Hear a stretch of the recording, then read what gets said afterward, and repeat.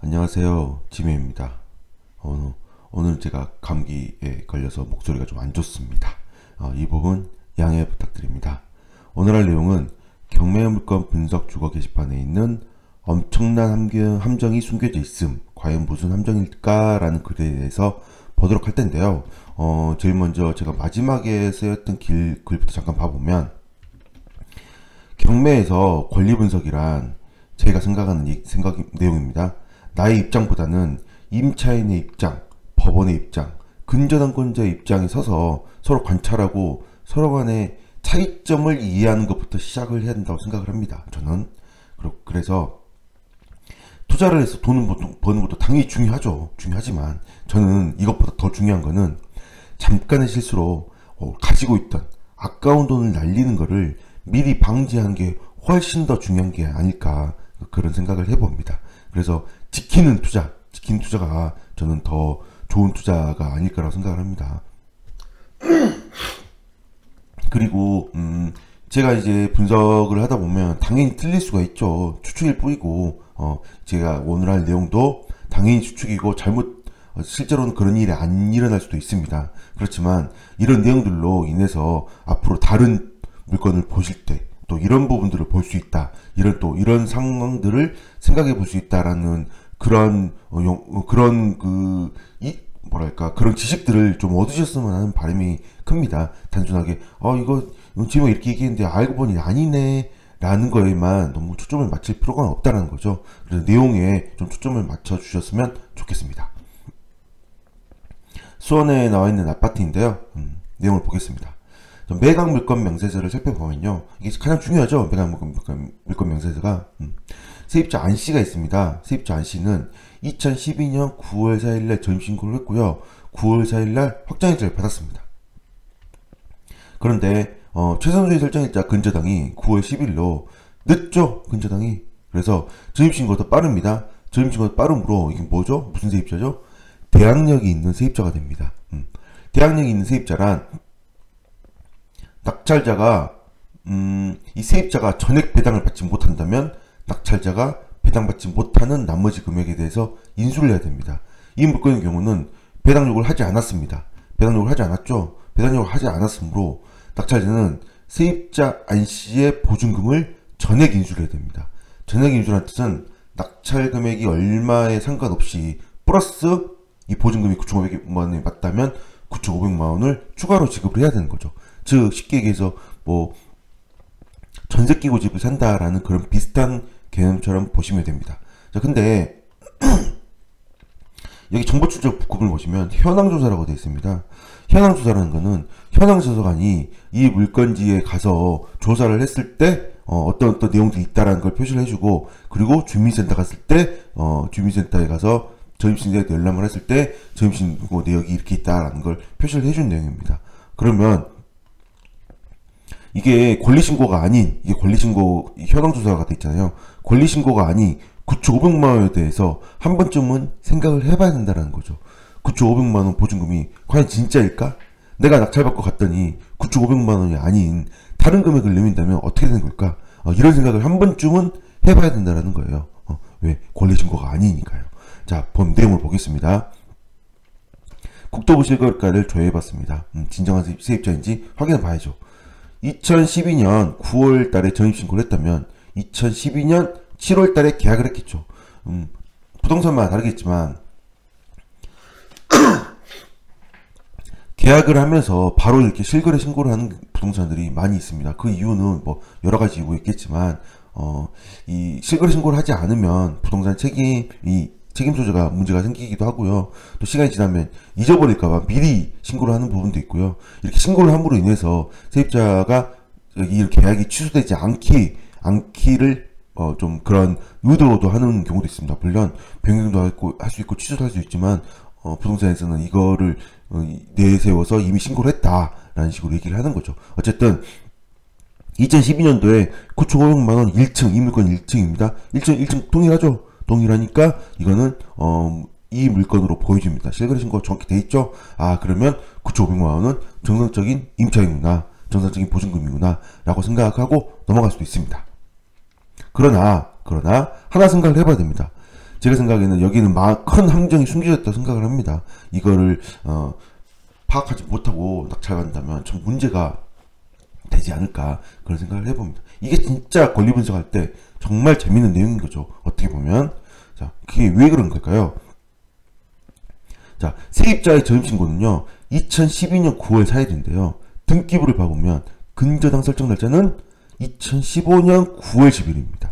그리고 채권 최고액이 2,880만원. 굉장히 작죠. 후순위로 근저당을 잡으니까 채권 최고액은 작을 수밖에 없습니다.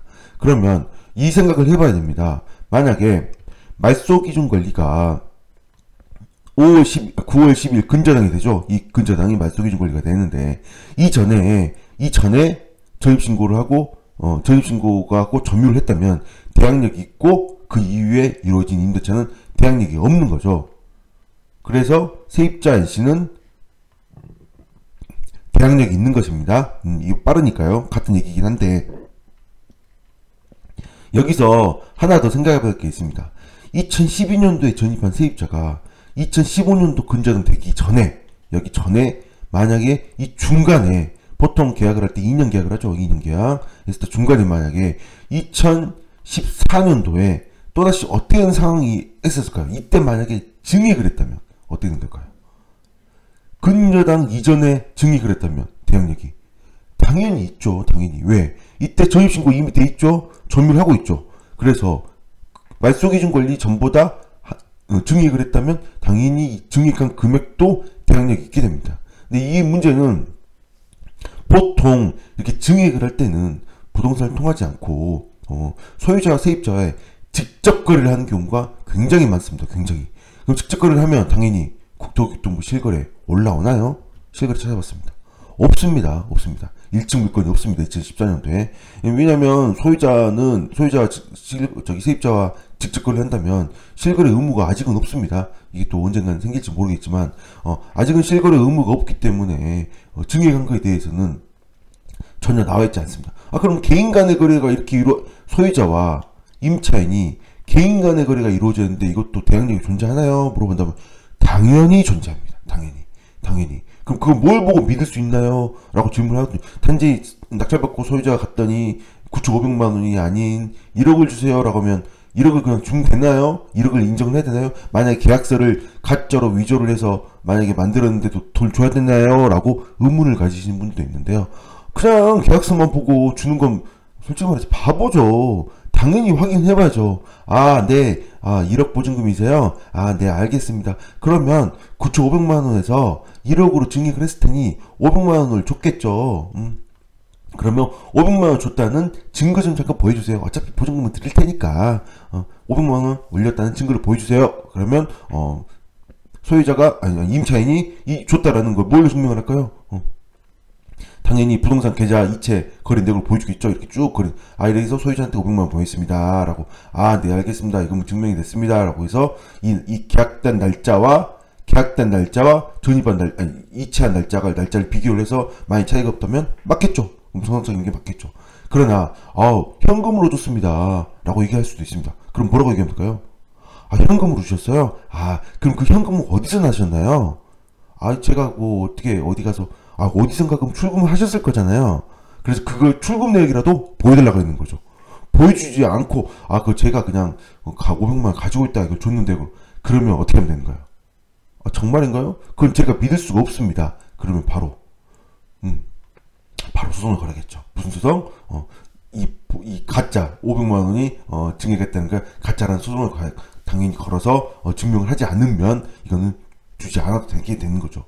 이처럼 증액을 했다면 반드시 그 증거가 남을 수밖에 없습니다. 그래서 그 증거를 가지고 달라고 해서 확인하고 나서 보증금을 내줘야겠죠.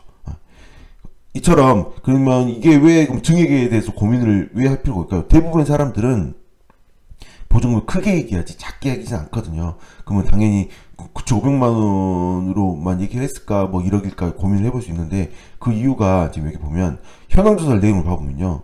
임차인의 배우자의 진술이라고 되어 있습니다. 만약에 9,500만 원에 계약을 하고 들어갔다가 2년 있다가 임차인의 배우자가 아닌 임차인이 이걸 증액해서 1억으로 올려줬다면 그럼 어느 게 맞는 걸까요?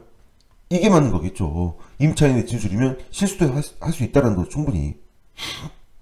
그래서 이렇게 묵시적 갱신이 돼서 아니 이렇게 단순하게 갱신 보증금을 증액할 수도 있고 물론 일반적인 상황으로 구청이 그대로 묵시적 갱신을 했을 수도 있습니다. 그에 대해서는 뭐 알 수는 없지만 이런 거에 대해서 당연히 현장 조사를 해서 확인한 이후에 입찰을 해야겠죠.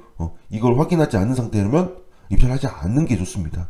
이처럼 매각물건 명세서에 9조 5백만 원 표시되어 있다고 해서 무조건 낙찰자가 9조 5백만 원 인수한다 라고만 보시면 안 된다라는 거죠. 나중에 뭐 불허가 신청을 하면 제가 생각하기에는 불허가 신청 안 받아줄 가능성이 굉장히 높습니다. 개인적인 생각으로는요.